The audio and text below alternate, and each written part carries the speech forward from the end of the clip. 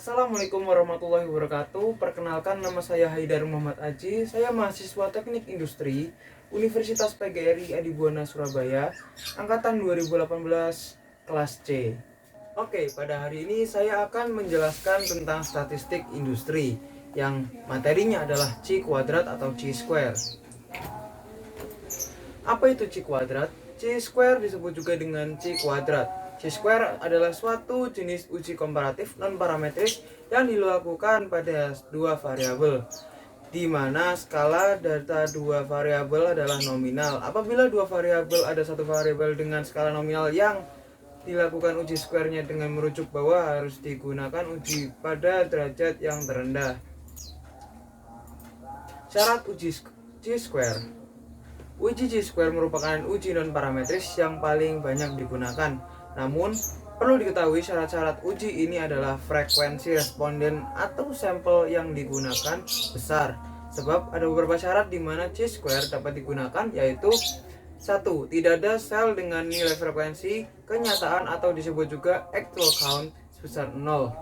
2. Apabila bentuk tabel kontingensi 2x2, maka tidak boleh ada satu sel saja yang memiliki frekuensi harapan atau disebut juga dengan expected count kurang dari 5. 3. Apabila bentuk tabel lebih dari 2x2, misalkan 2x3, maka jumlah sel dengan frekuensi harapan yang kurang dari 5 tidak boleh lebih dari 20%. Oke, rumus C square sebenarnya tidak hanya ada satu. Apabila tabel konfigurasi bentuk 2x2, maka rumus yang digunakan adalah koreksi Yates. Apabila tabel konfigurasi 2x2 seperti di atas, tetapi tidak memenuhi syarat seperti di atas, yaitu ada sel dengan frekuensi harapan kurang dari 5, maka rumus yang harus digunakan adalah rumus Fisher-Exact test. Rumus persen C kuadrat. Rumus C square tersebut adalah, kita bisa lihat di layar. Lalu untuk memahami apa itu sel, lihat tabel yang ada di bawah ini. Oke, lanjut. Tabel di slide sebelumnya terdiri dari 6 sel, yaitu sel A, B, C, D, E, dan F. Sebagai contoh, kita gunakan penelitian dengan judul perbedaan pekerjaan berdasarkan pendidikan. Maka kita coba data yang ada di atas menggunakan data sebagai berikut. Nanti ini ada di layar, ini ada tabel. Oke, kita bisa lihat di situ datanya sudah dimasukkan semua. Terus dari data dari slide sebelumnya kita mengelompokkan ke dalam tabel kontingensi karena variabel pendidikan memiliki 3 kategori dan variabel pekerjaan memiliki 2 kategori. Maka tabel kontingensi yang dipakai adalah tabel 3x2, maka akan kita lihat hasilnya sebagai berikut. Nah, di sini di layar kita sudah melihat hasil pengelompokan dari tabel di slide sebelumnya. Oke, selanjutnya membuat frekuensi kenyataan rumus C kuadrat. Dari tabel di slide sebelumnya kita mengelompokkan per sel untuk mendapatkan nilai frekuensi kenyataan, yaitu sebagai berikut. Ini adalah hitung uji F0, uji C square. Jadi sel A, B, C, D, E, F sampai F, F0 nya 11, 9, 8, 16, 7, dan 9. Oke, lanjut. Membuat frekuensi kenyataan rumus C kuadrat. Langkah berikutnya kita hitung nilai frekuensi harapan per sel. Rumus menghitung frekuensi harapan adalah sebagai berikut. FH adalah jumlah baris atau jumlah semua dikalikan jumlah kolom. Jadi rumusnya itu bisa kita lihat dari 1 sampai 6 di sini. FH sel A, B, C sampai F. Nah, itu dikalikan dengan apa yang ada di kolom di slide sebelumnya.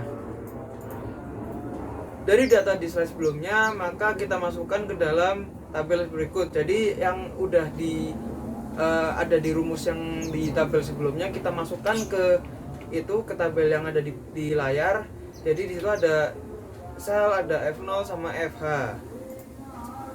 Langkah berikutnya adalah menghitung kuadrat dari frekuensi kenyataan dikurangi frekuensi harapan per sel. Jadi di situ juga udah ada rumusnya. FH sel A sama dengan 11 min 8,667 dikalikan 2 sama dengan 5,44, dan FH sel B seterusnya ke bawah. Dan di situ juga ada tabelnya, bisa kita lihat, bisa di pause juga videonya.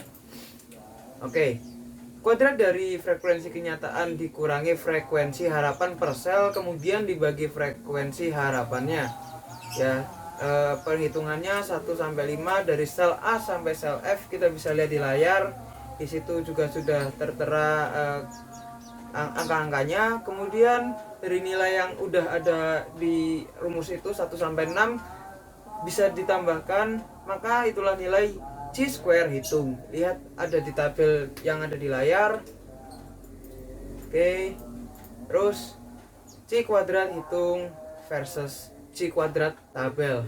Untuk menjawab hipotesis bandingan C square hitung dengan C square tabel pada derajat kebebasan atau degree of freedom DF tertentu dan taraf signifikansi tertentu. Apabila C square hitung lebih besar dari C square tabel, maka perbedaan bersifat signifikan, artinya H0 ditolak atau H1 diterima.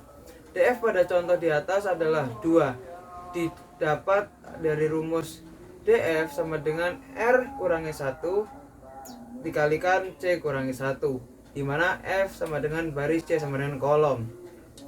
Pada contoh di atas, baris 3 dan kolom ada 2, sehingga DF sama dengan 2 kurangi 1 dikalikan 3 min 1 dikurangi 1 sama dengan 2. Apabila signifikansi yang digunakan adalah 95%, maka batas kritis 0,05 pada DF2 nilai C square tabel sebesar 5,991.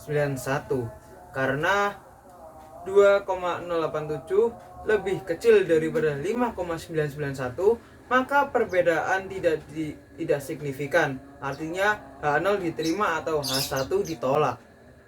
Oke, sekian dari presentasi saya. Terima kasih telah menonton. Maaf bila ada salah-salah kata, dan sampai jumpa di pembahasan berikutnya. Wassalamualaikum warahmatullahi wabarakatuh.